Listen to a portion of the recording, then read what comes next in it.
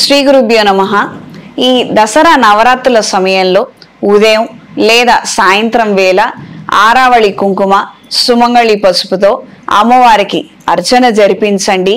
ఎరుపు ఒత్తులతో అష్టమూలిక తైలంతో దీపారాధన చేయండి. దైవికం అనే గుగ్గిలం పొడితో అమ్మవారికి ధూపం వేయండి. షోడశ ఉపచారాలతో మాత్రమే అమ్మవారికి పూజను జరిపించాలి. ఆచార విధానాలను పాటిస్తూ శాస్త్రాలలో ఏవైతే చెప్పారో ఆ విధంగా మాత్రమే ఈ అమ్మవారి దసరా నవరాత్రులను విధి విధానంగా జరిపించండి. ఆచారం అనగానే పెళ్ళైన వాళ్ళు అత్తగారి ఇంట్లో ఏ విధంగా పాటిస్తారో ఆ విధంగా పాటించండి.